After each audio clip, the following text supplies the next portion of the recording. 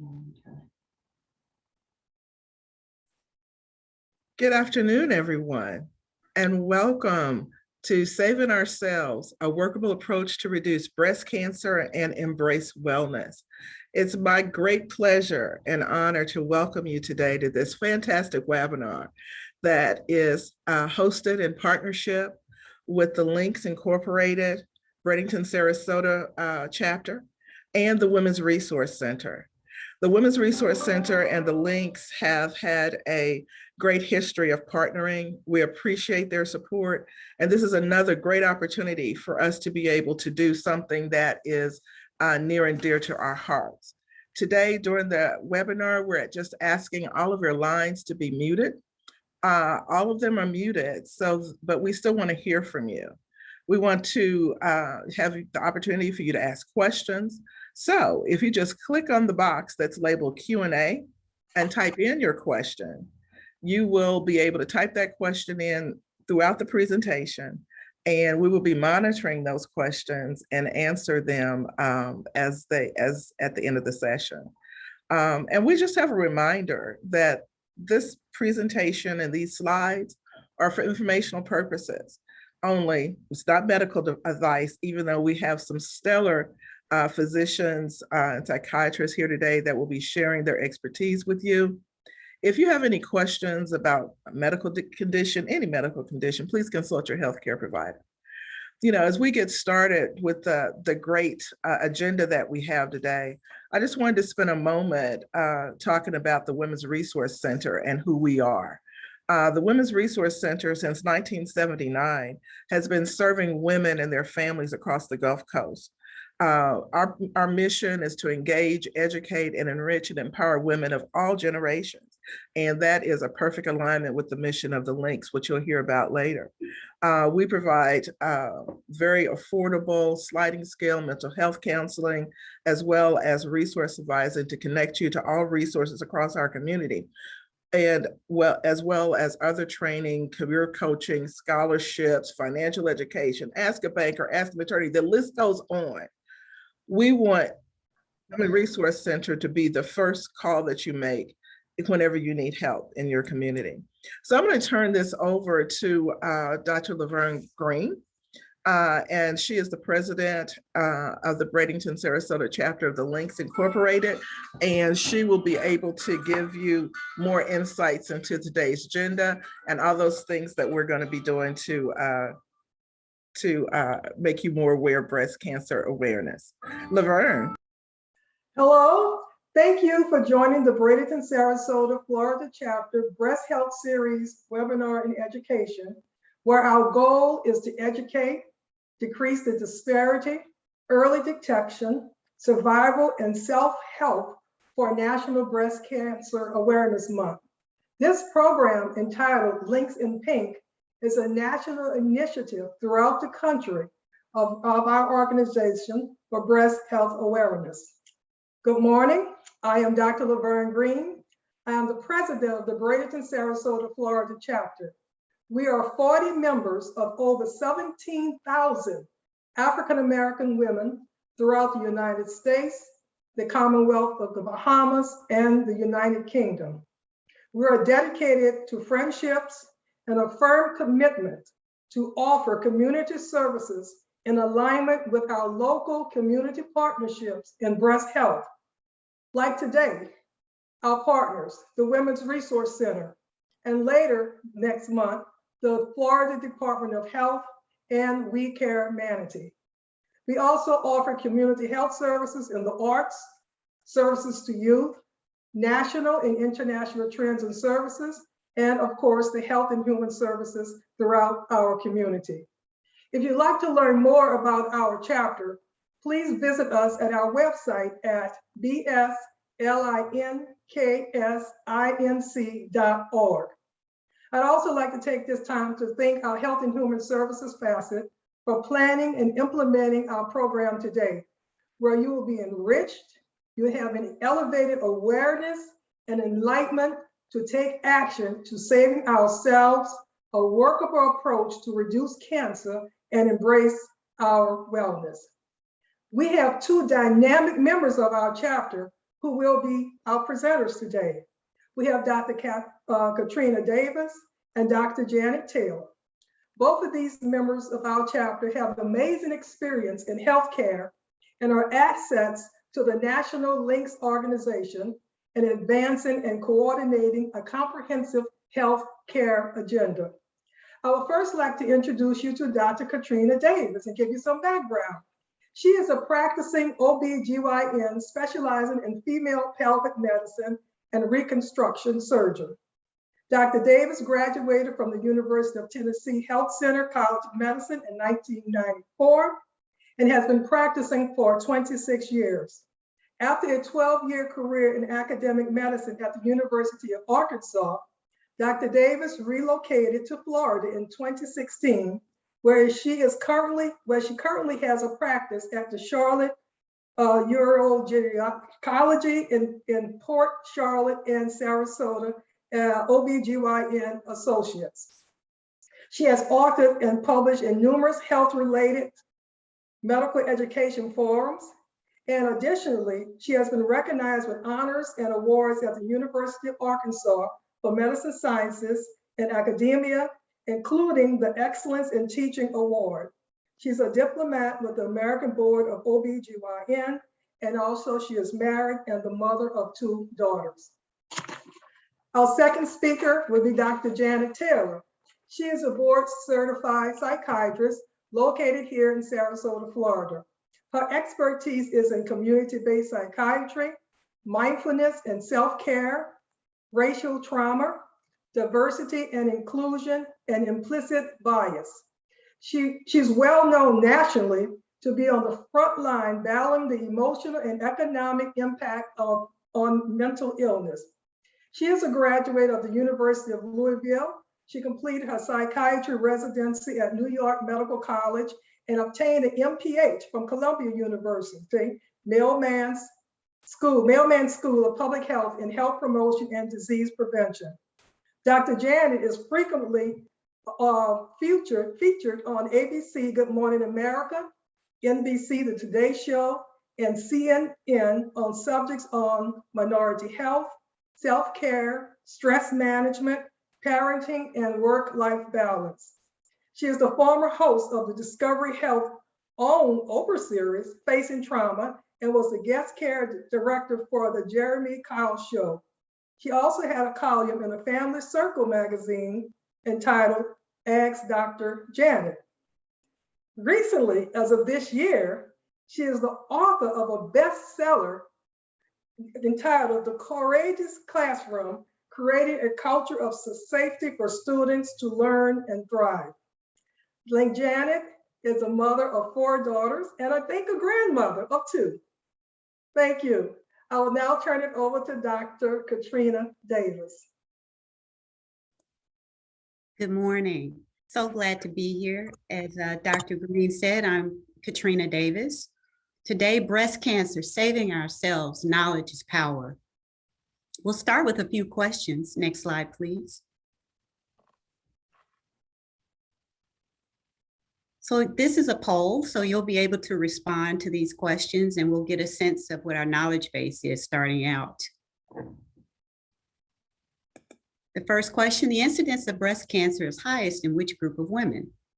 1, white, 2, Black, 3, Latina, 4, Asian. We'll give you a chance to respond.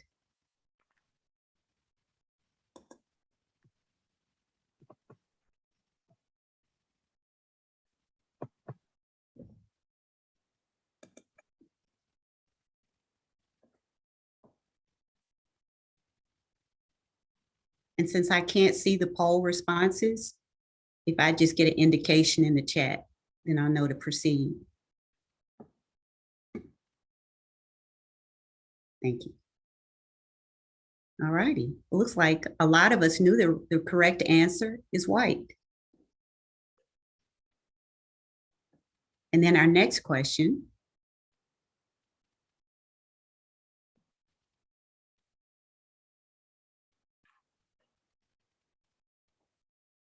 Next slide, please.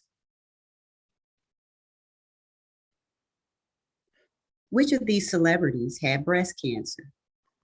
Vanessa Bell Calloway, Christina Applegate, Sheryl Crow, Wanda Sykes, Patti LaBelle, or all of the above?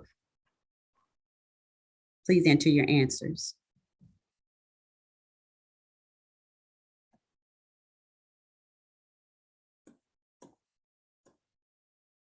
And the correct answer was all of the above.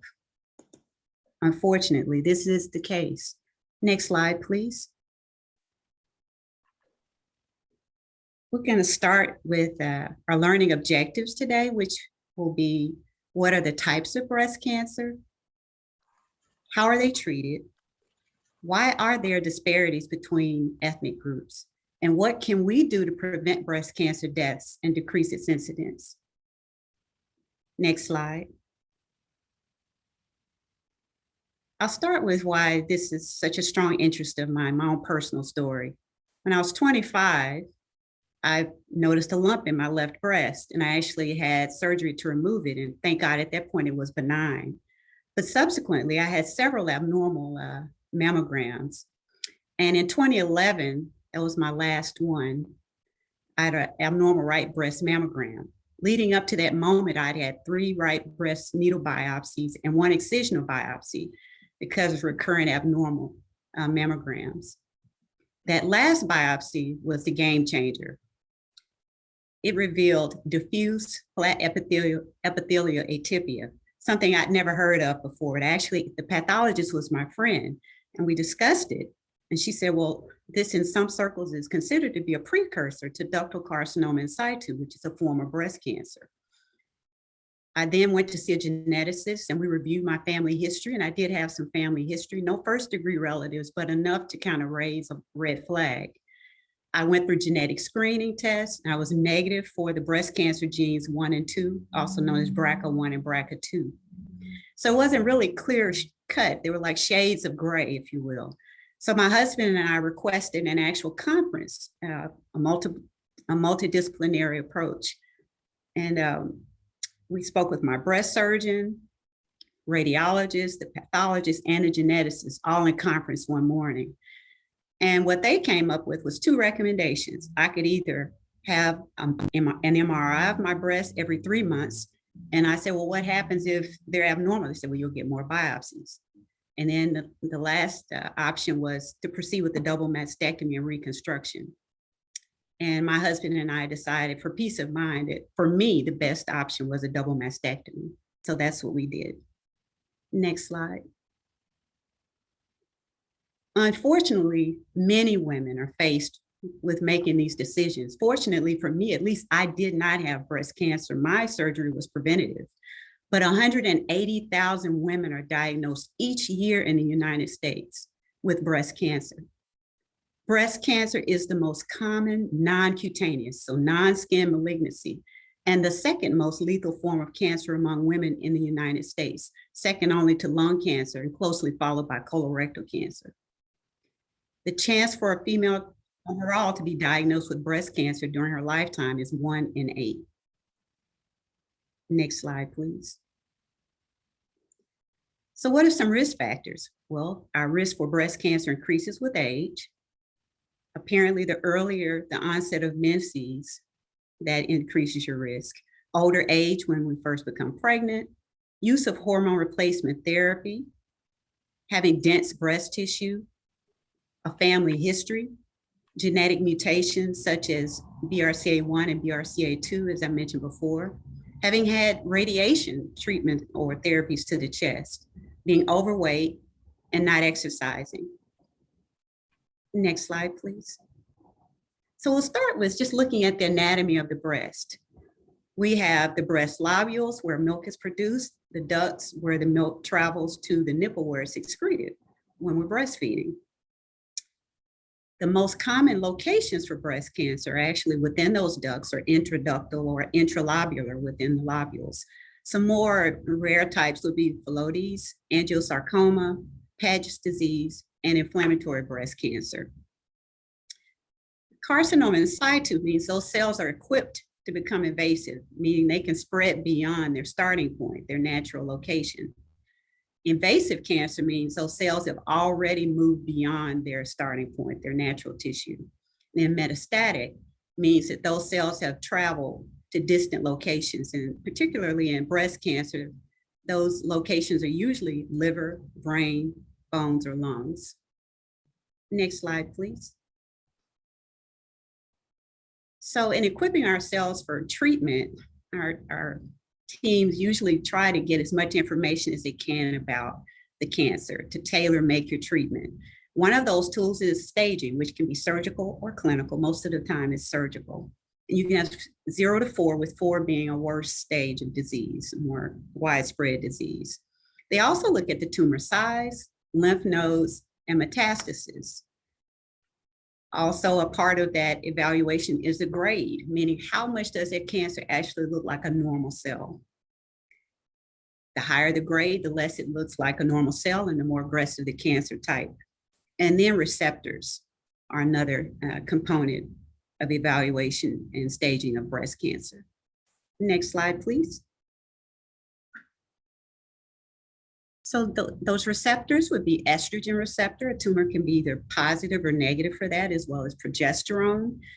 HER2, or human epidermal growth factor receptor 2. An overexpression of that can change the nature of a disease process. And then triple negative, meaning that all 3 of those receptors would be negative, and that's the most aggressive type. Next slide, please. Kind of new on the horizon is looking at breast cancer gene expression. As I was reviewing for this, I found this to be fascinating. This is where personalized medicine comes.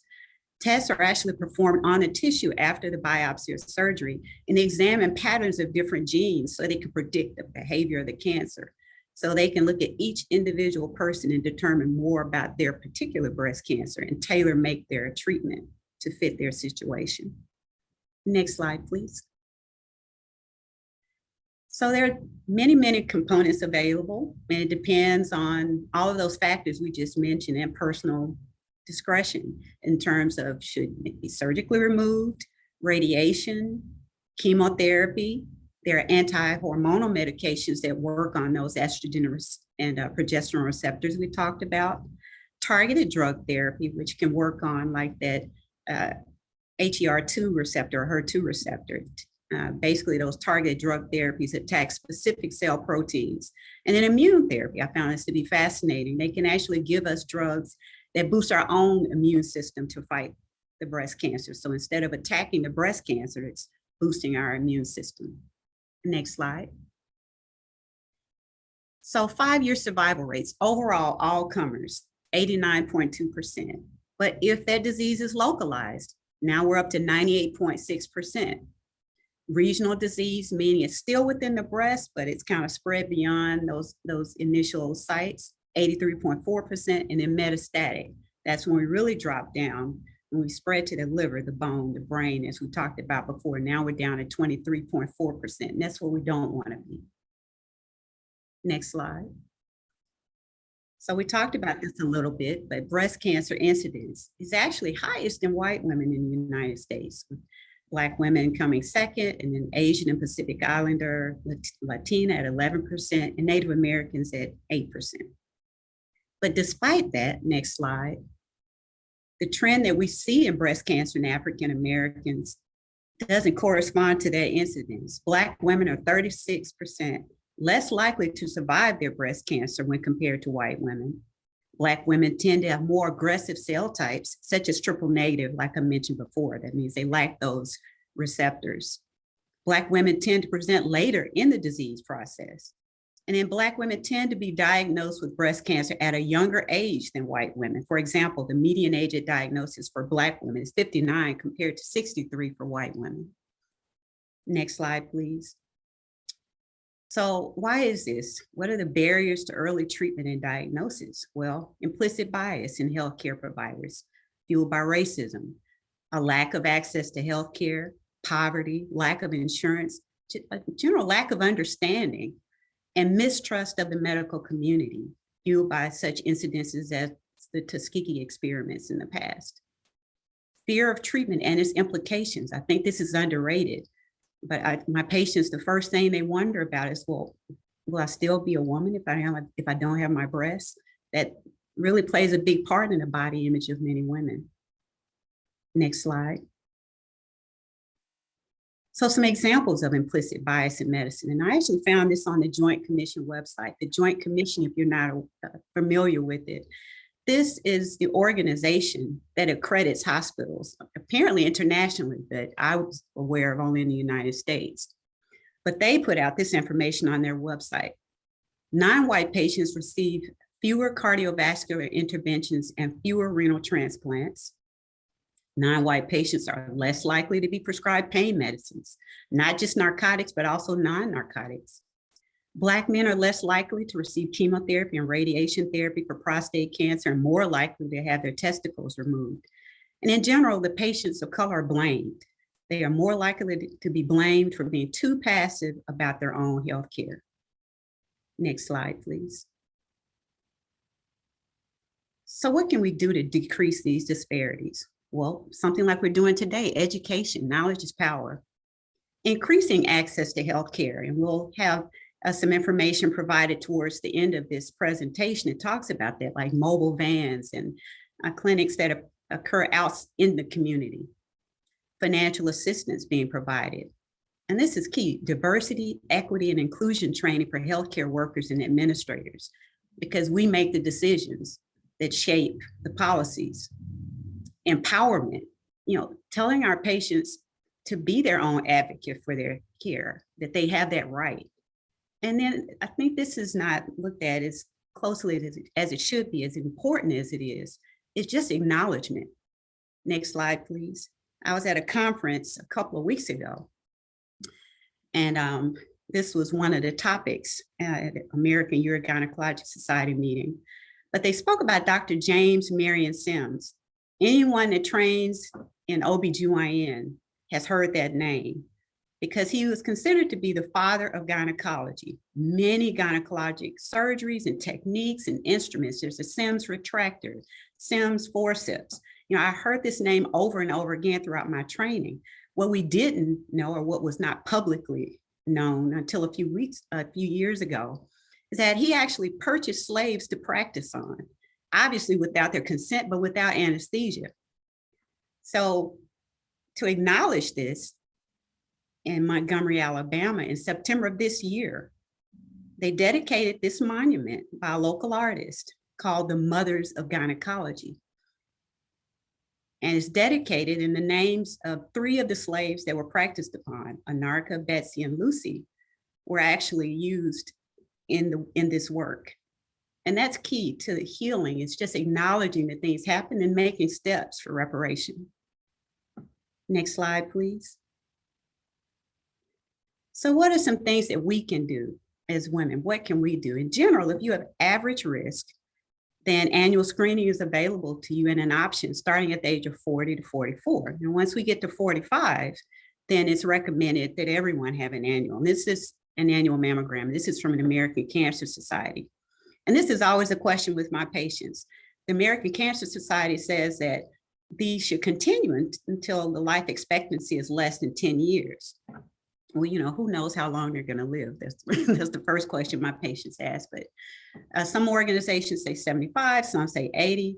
When my patients ask me, I said, when you get to the point where you wouldn't do anything about it, that's probably the time to stop. But as long as that information is vital to you and you would act upon it, then I recommend you continue. Now we get to the high-risk patients. These patients should be getting a breast MRI and mammogram annually starting at the age of 30. These are patients with a calculated risk of 20 to 25% with, our baseline risk we mentioned before is 12.5%. So these patients, these individuals have double what our baseline, at least double what our baseline risk is.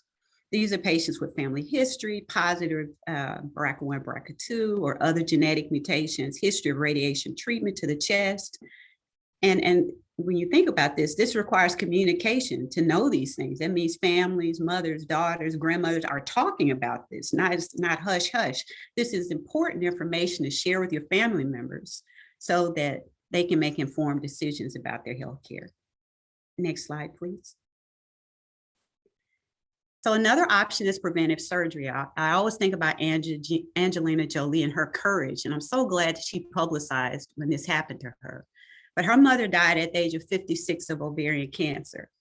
And Angelina was tested positive for BRCA1 subsequently, and her geneticist gave her a 50% risk of ovarian cancer and 87% risk of breast cancer. So she came out publicly and had a prophylactic double mastectomy with reconstruction at the age of 36.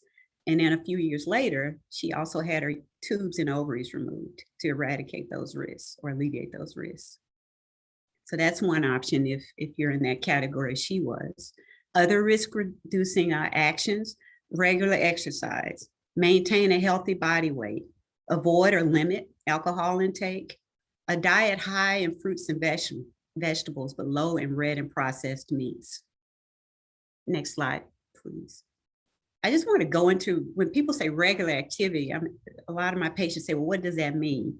Well, if you go look at the Centers for Disease Control website, they say 150 minutes a week of moderate intensity activity or 75 minutes a week of vigorous intensity activity. Moderate would mean you can do it and you can talk if you had to, but you really don't want to. Vigorous intensity activity, you can't talk. And there, as one of my friends say, there should be sweat dripping from you when you're doing these activities. And some of my patients have a lot of more senior patients, and they look at me like, what? So I say, okay, let's make it really, really simple. What about 10,000 steps a day? Everybody can do that. You can get a phone that'll track, any app will track your steps for you. You can walk around the house if you have to. And that seems to be more palatable for some people. So either of those are options. And then finally, we add this in. So it's not just about cardiovascular activity, but we have to do some form of muscle strengthening activity twice a week. So all of those things together are considered to be regular activity. Next slide, please. And these are some more of my references. And I'll pass it over to Dr. Janet Taylor. Thank you, Katrina, Dr. Davis. So welcome everyone. And as Link Laverne said, my name is Dr. Janet Taylor. We can go to the next slide, please. So I'm going to talk about breast cancer saving ourselves. And you might be wondering, why would a psychiatrist be talking about breast cancer?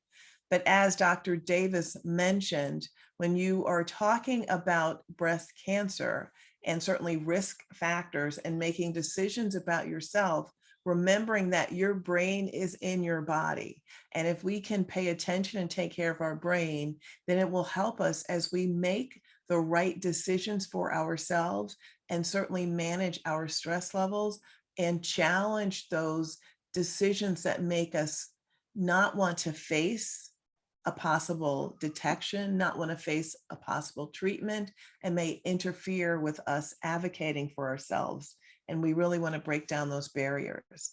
So I want to start with a poem by Lucille Clifton. Lucille Clifton was a Black poet laureate of New Jersey and was nominated twice for a Nobel Prize. And it's called, "Won't You Celebrate With Me?" Won't you celebrate with me what I have shaped into a kind of life? I had no model, born in Babylon, both non-white and woman.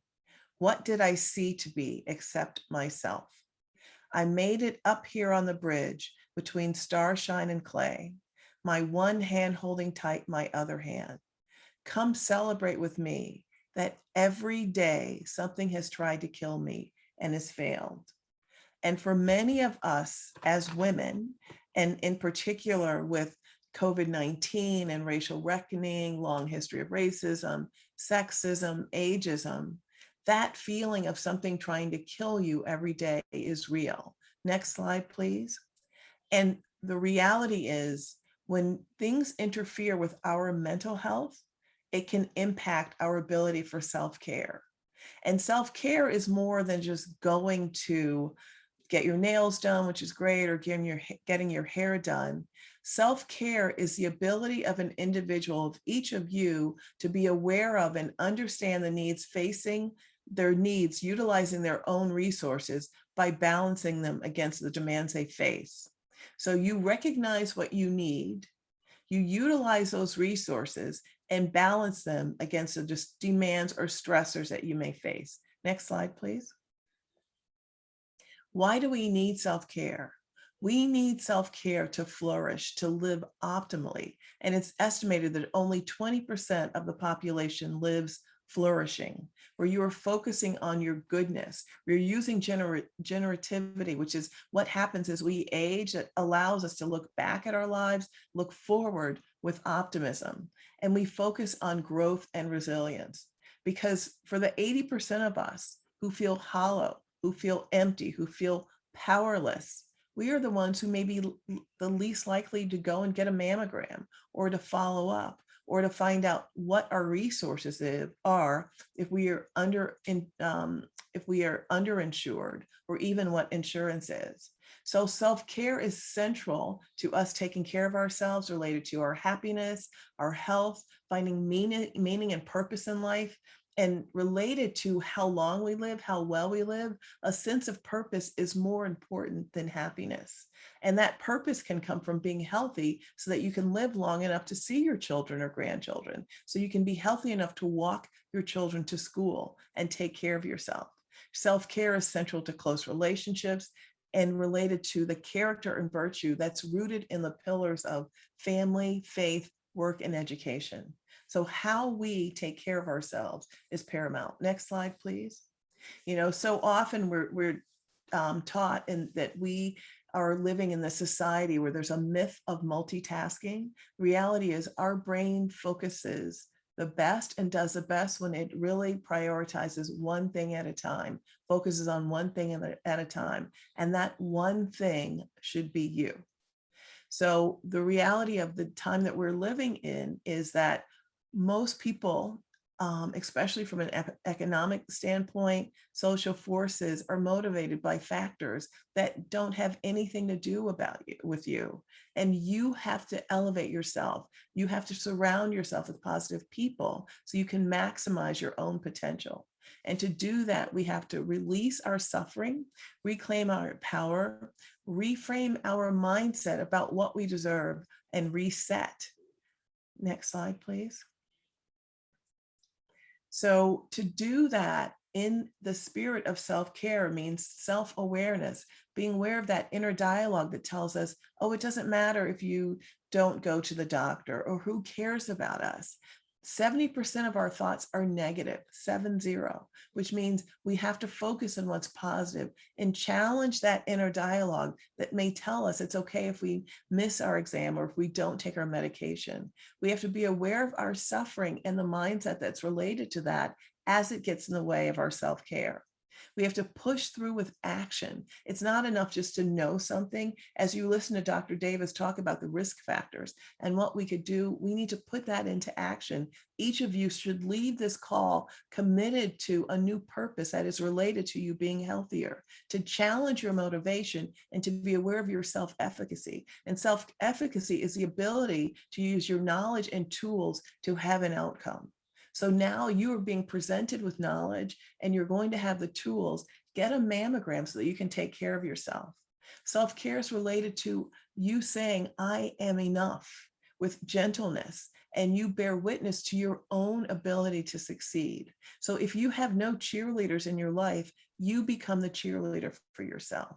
And lastly, self-care is about compassion. When you treat yourself as you would an old friend, when you're mindful, and mindfulness isn't about letting go. Mindfulness is recognizing how you're feeling, how you're thinking, and elevating yourself if you need to, or making more of it if you're already in a great space. It's treating yourself with loving kindness and also recognizing that you are one with humanity. No one is suffering alone. Next slide, please. Resilience is really that ability that we have to bounce back. Our bodies were made to withstand stressful situations, to adapt to adversity, and to be resilient. And as I'm looking out my window, I see a palm tree. And palm trees were built to withstand hurricane force winds, and they bend and don't break. And that's what we all have. So in those times when you feel like things are overwhelming, or you may not want to find out information because it may just be too much, remind yourself of your resilience. Remind yourself of the other women and men, because men get breast cancer too, who have gone through these situations and came back in a way that they were in fact better. Next slide, please. People with high resilience have a quicker cardiovascular recovery after something's very stressful. They come back quicker if they've had a cardiovascular heart attack or a stroke. They have less perceived stress because they see stress as a challenge, as an opportunity for growth. They have a greater recovery from illness or trauma, and they also have better management of dementia and chronic pain. A risk factor for dementia is high blood pressure, diabetes, anything that interferes with the vessels that bring blood flow to our brain. And also stressful circumstances can cause ignite the inflammatory pathway, which can also contribute to things like dementia. So our mindset, our mental health is critical when we are facing physical demands. And as the World Health Organization says, there is no physical health without mental health. So when you think about your body and ailments, also think about what you have to do to keep your brain healthy. Next slide, please. Our brain is 2% of our body weight, but utilizes 25% of our blood glucose and oxygen. So when you're working out, as Dr. Davis said, when you're eating the right foods, it's not only to look good and feel good, but you are making your brain healthier. And our brain is our biggest ally during times of stress, and certainly when we're making medical decisions. A resilience mindset, much like a growth mindset, is one that allows you to push through those times when you have to make medical decisions. A resilience mindset seeks novelty. Our brain loves new things. It's willing to experiment, to take risk. It also believes that as humans, we are capable of developing capacity over time and can improve over setbacks.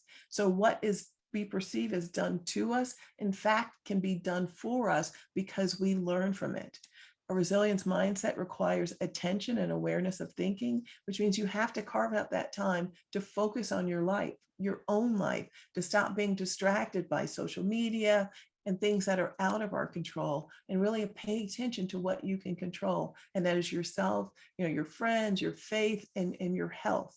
To actively engage in self-monitoring, recognizing that there's always a chance to improve. We can always do better. And that better may be little, but then you build on it every day.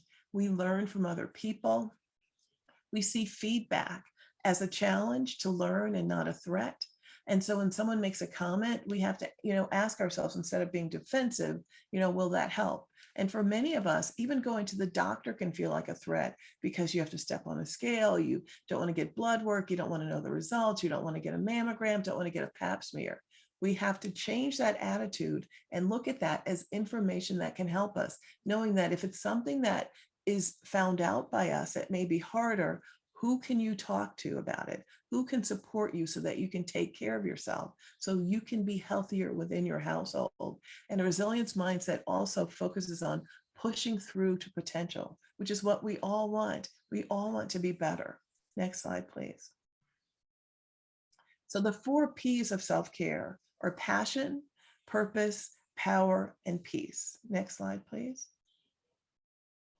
And passion is really when you're in flow, when it's things are easier for you. What you're doing is just feels like you could keep doing it. You don't get tired. But and that's a more of a harmonious passion. You're in one with your identity, and it really is easy.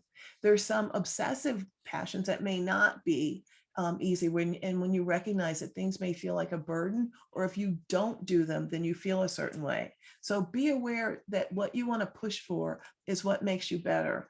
And this quote I love is that the foremost reason that happiness is so hard to achieve is that the universe was not designed with the comfort of human beings in mind. So there are some things that are hard, but then are also may bring you passion. Next slide, please.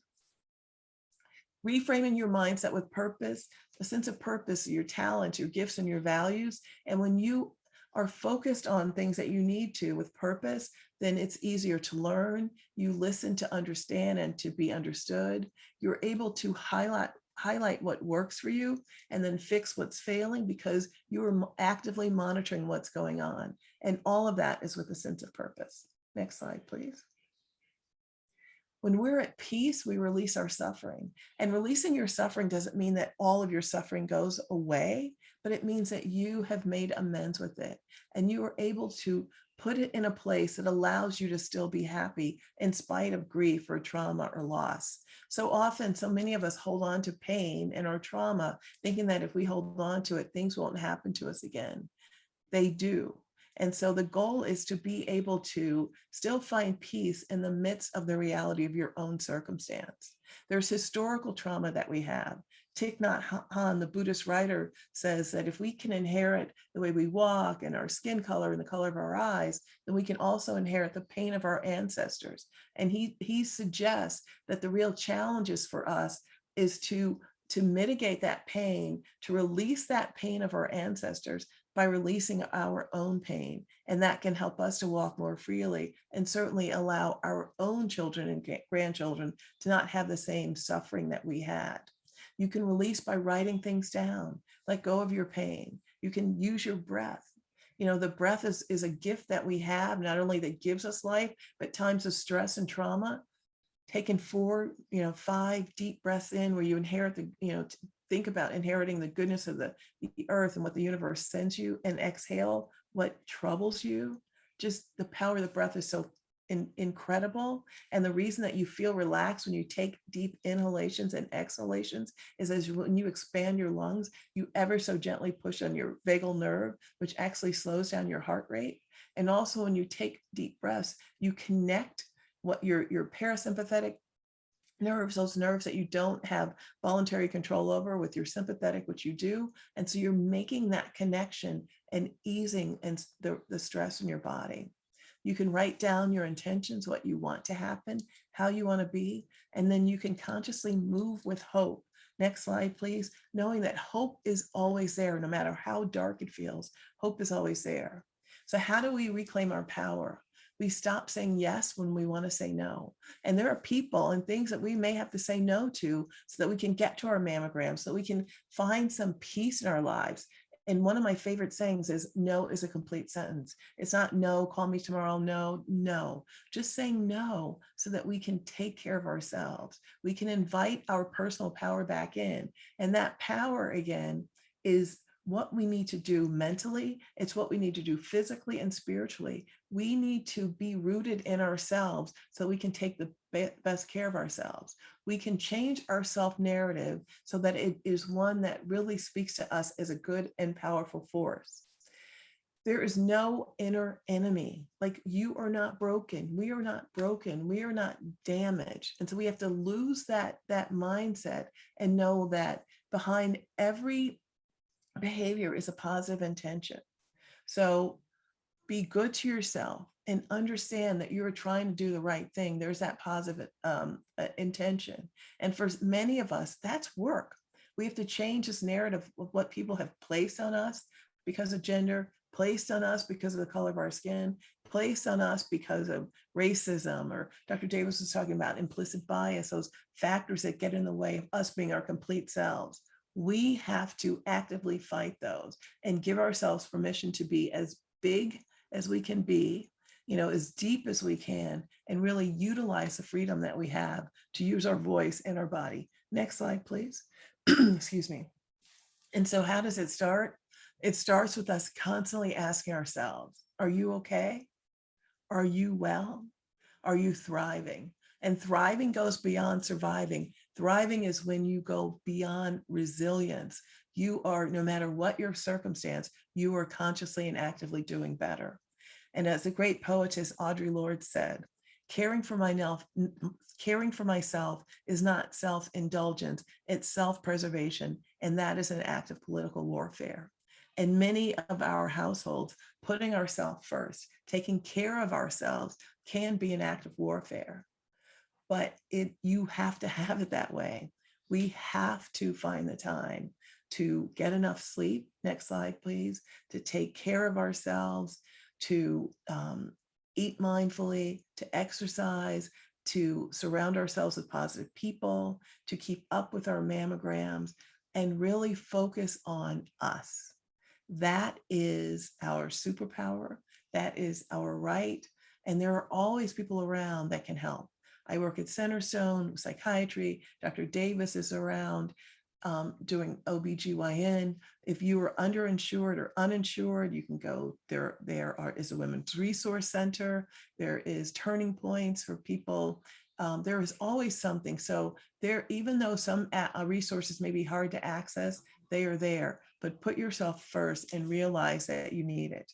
I thank you for your attention. And now I turn it over to Marilyn Thompson, who is the Vice President of Programs. Thank you.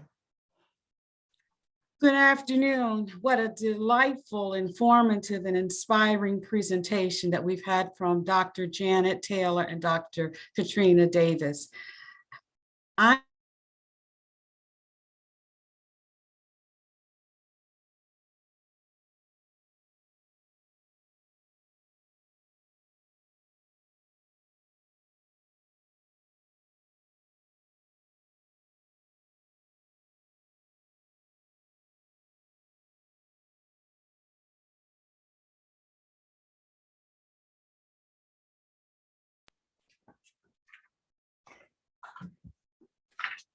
We had a little bit of a computer glitch, but I'm back here. I'm Vice President Programs for the Links chapter. And I also like to share that I am a mother of a breast cancer thriver. My daughter, 7 years ago, was diagnosed with stage 3 breast cancer. She's gone through the chemo, the radiation, the surgery, and it has been a journey. And I would like to say the words of wisdom that we've just heard from Dr. Davis about knowledge is power, and what we heard from Dr. Taylor around self-care is so critical. It's critical for the individual. It's also critical for the caregivers. It's also critical if you are a friend of someone who is undergoing this. Today's webinar is to provide you some information that can help you and also to help others who may be in your life that you may be interested in educating. We know that there is a tremendous need out there. We've seen the data that shows the 1 out of 8 women are breast cancer patients. And for many women, there's issues around getting services. And we are delighted that we have been able, as a Bradenton Sarasota chapter of the Links, we have been able to identify 2 outstanding organizations that we can partner with to share information with you around breast cancer services. These services are available for women who are underserved. And what I like to do is tell you about one of the services that we have identified. Next slide. That is the Florida Health Department. They have a breast cancer early screening detection program that provides breast cancer diagnostic procedures and screenings to women ages 50 to 64 who have no health insurance. I also like to reassure you that if you're not in that age range and you've had a history of breast cancer in your family or have dense breasts, they are also available as a resource. And we're excited to share with you, next slide, that they are going to be having a breast fest. This is an event that is going to occur on December the 18th. They're in the process of finalizing the site of where this will be occurring. And when we get that information, we will provide that to you. This Breast Fest is an opportunity where they will bring in Advent Health mammogram van, and it will be available for women whose ages are 40 to 64 who fall within a certain income range to receive free mammograms, 3D mammograms. on your slide, you see the number to call. If you want that information, maybe you can take a photo of it. We also will be sending out the slides to everyone. And this is an event that the Links Incorporated, we are going out and we are championing this. We are connecting with the local churches, the sororities, and other community groups to get as many people out as possible to participate in this Breast Fest. And you know what? We also are going to be working with them because they're going to have another event in Manatee County in January. And they are a great resource. And I'm so happy that we have Jan Chulak as our partner from the Department of Health to work on this program. Next slide. Another wonderful source that we have is We Care Manatee Services. Our chapter worked with them before in the past with to sponsor or to help them with the recruiting. You know, we are out there in the community, and what we want to do is try to find as many women as possible who need this service to bring them to We Care Manatee. They are going to be offering 4 to 5 free screening mammogram events throughout the year. And these are for individuals in Manatee County. You must have a doctor's order to receive a mammogram for them. They also have other services that are available through different diagnostic clinics. Next slide. They also have a free mammogram screening event coming up. And this again will be in Manatee County, and this is December 6th. From 2 to 7 o'clock. And again, you need to have doctor's orders. Please take a photo of this slide if you want this information. And again, as a follow-up to this webinar, we will be sending out this information. Next slide. So let me acknowledge all of the individuals or the key players in our putting together this program. One, Women's Resource Center. We are so thankful that Women's Resource Center has partnered with us to help us with the technology, help us with recruitment. They are an organization, as Lillian said, that is committed to helping women empower themselves. We Care Manatee, which I've already mentioned, and also the Florida Department of Health. We also want to go out and find other partners, but right now these are the individuals we're working with. And then we have the Bradenton Sarasota chapter, the Links. Dr. Laverne is our president. I'm the vice president. And then we have our fantastic Health and Human Services Task Force, and Dr. Taylor and also Dr. Katrina are members of that. I also like to give a shout out to Betty Easley, who was also one of the key leaders and helping us to get this program started. So we are a team of women that are committed to educating, to doing community outreach, and also making sure that people get to understand what are the services that are available. At this point in time, I'd like to see if we have some questions. I'm going to the question box. Actually, I just see one question. And I am going to ask Dr. Katrina Davis to answer this question. I thought that African Americans had a higher incidence of breast cancer. Please explain. Dr. Davis, can you answer that for us? Yes, ma'am, I can. First of all, the research pretty heavily shows that the actual incidence rate of breast cancer. So that means if you look at a specific population over a given period of time, how many people, so how many Black women, how many white women, how many Asian women develop cancer in that specific period of time. And it's highest in white women, as we showed before. What's higher is the rate of mortality or death in Black women or African American women, even though fewer of us are getting the disease in terms of the incidence within that ethnic group. The rate at which we die is higher. We get it earlier and with more aggressive types. And there's actually some excellent research ongoing about that as to understand why in terms of as Marilyn mentioned, the triple negative breast cancer. Why is that? Why does that show up more often or more frequently in African American women? In my research, I couldn't find an exact answer. I saw lots of ongoing studies about that. And then what causes breast calcifications?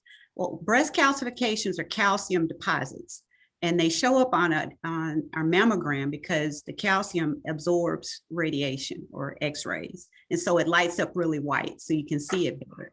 Now, frequently, most of the time, it's associated with a blood vessel or the connective tissue. It's just kind of a part of our process of growing and cells decaying and dying and that types of thing. But what's interesting is that sometimes in those areas where you see the calcification, you can develop a breast cancer. That doesn't mean the calcification necessarily caused it, but there has been an association and affiliation. So it's considered to be a marker for a possible abnormality. And that's why usually one of the things that can be done is a biopsy. Sometimes it's followed with imaging or additional imaging, but one option is a biopsy in that area because it's a possible marker for cancer. Okay, thank you very much for that informative answer. The next question I'm actually going to ask Jan from the Department of Health to answer. The question is, why is the cutoff age 64? Why is the cutoff age 64? Jan, if you could unmute yourself and answer that question to Jan Chulak, who is our partner with the Department of Health. The Florida Breast and Cervical Cancer Early Detection Program is a program for women that do not have health insurance that covers the cost of a mammogram. So they cut off the age at age 64 because most women, when they turn 65, are eligible for Medicare. But we do make exceptions and do help a certain amount of women over the age of 64 that don't have Medicare Part A or B or any other health insurance. It's just that the CDC requires most of our patients to be between the ages of 50 and 64. Thank you. Thank you for that answer. And we also have We Care Manatee on the phone, and I'm assuming that that's the same answer that they would give. Yes. Okay, thank you. Do we have any other questions? Well, ladies and gentlemen, we are delighted that you have joined us. Go to the next slide. As I said, this is part of the LINKS, which is an international organization Dr. Green talked about called Links in Pink. This program has been around for years, and the Bradenton Sarasota chapter, we are so excited that we have this program in place and that we are expanding our outreach, that we have developed the relationships with the Women's Resource Center, We Care Manatee, and the Department of Health. We're looking at expanding, and we're also looking out as doing as much reach as we can so we can save more lives. And those women out there who need help, we want to make sure they get help, and we need each and every one of you to spread the word. You know, it will take a village, and this is something that we can all rally around and make a difference. Thank you so much for attending. What I would like for you to do, if you have a few moments, we have a survey that will take a minute or two for you to complete. We'd like to get your feedback around this program. Also, if you need additional information about free breast services, we'd like to get your name, and we will be sending out a copy of this video and the slides for you to review and also to share with others. We know that it was a lot of information covered.